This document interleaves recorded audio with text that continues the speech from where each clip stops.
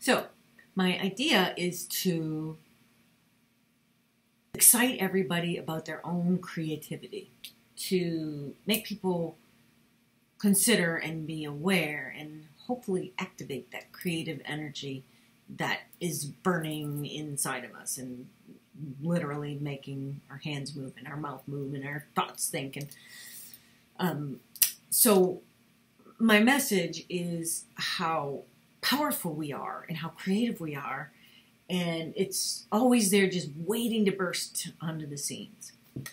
You're always using it. If you weren't creative, you'd be dead. And I use the tool of mandala because of what I believe is the inherent power of the combination of sacred geometry and creativity, which honestly is what that combination is in everything we see, feel, touch, hear. We're mathematically all the same, but creatively we're all different. So when people draw their own mandala, they all get the exact same. When I teach a workshop, they all get the exact same square, the exact same, well, they get a pencil, ruler, and other things, exactly the same, and everyone's always different. And at the end, people go, oh, and they're so touched, and you see that fire just burning and getting stronger. And that's what I believe. I like to use the word critical, but I think by activating that in people in the world, you're like exciting them to who they are inside. So I want to talk about the inherent power of sacred geometry and creativity when you use both of those together by drawing a mandala. Both sides of your brain are firing. Your analytical side says, whoa, okay, this makes sense, go for it. And your creative side is like, yay, and they both work together.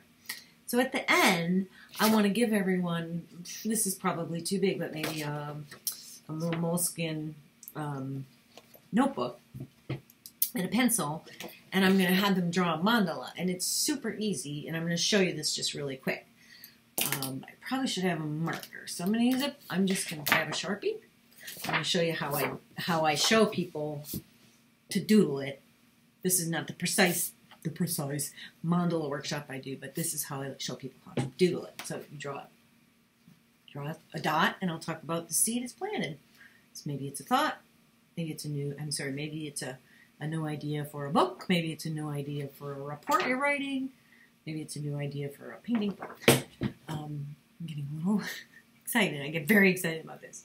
So the seed is planted, and then it starts to grow, and it grows in a systematic way, whether you know it or not, because this is how creation works. So 1 becomes 2, 2 becomes 4. And they're like, oh, cool. So then you're like, 4. You're like, I say, 4 becomes 6, 6 becomes 8. Suddenly we have 8 lines. Then I said, and let's just keep this going, get a little creative. So let's just draw a little circle. Yeah, you can do it. You can eyeball a circle. Super easy. And I go, oh, cool. And then I have them draw the symbol for a lotus petal, which is, it's a pretty universal symbol. And I talk a little bit about the power, why the lotus is so symbolic. So I have them draw a little lotus symbol, and then do the same thing in the exact same spot all the way around. Just do one at a time. Don't worry what it looks like. It's not going to be perfect. And they're like, oh, look at that. And then I say, let's grow this. Just how things in your life, you have an idea, you start, you get a little shaky, and then you start to grow it. So we grow out 8 more times. So in the exact same spot in between the lotus petals, you draw a line about the same distance. And then, let's draw another line around that. I'm sorry, circle around that. Ta-da! And let's go back into the center, which I sometimes forget, but I always bring them back to the little, I have them draw a little leaf in one spot, and then and I say, now do that all the way around. And they're like, well, how do I do that? And I say, one leaf at a time. Just kind of the same thing. And so they do that, and they have little leaves. I'm normally not holding up the paper as I'm showing it and sniffing a Sharpie at the same time. So it's a little wanky. And if people go, oh, it's not perfect, I go, well, what? Nothing is. And so then they're like, oh, okay. And they keep going. So then I have them draw 8 more petals because it gets cool, lotus petals. And then by then they know, oh, they're drawing a very symbolic petal that represents growth from muck, and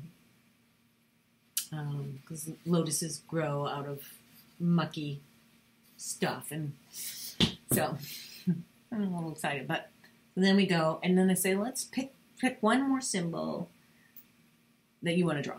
Just draw one.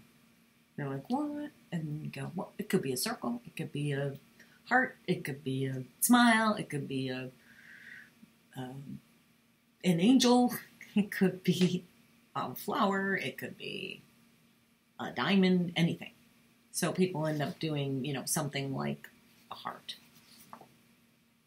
And just draw that 7 more times.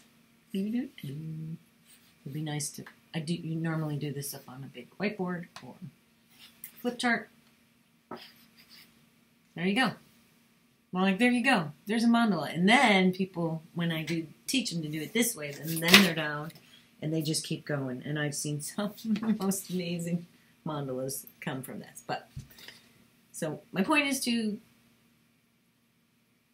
activate this creative spark in people and have some people go, or many people, 1 people, 10 people, 100 people, 200 people, be amazed that they just drew something and they drew a mandala and then they show it off.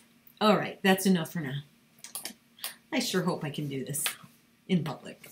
I mean, on stage. I do it in public a lot. Okay, bye.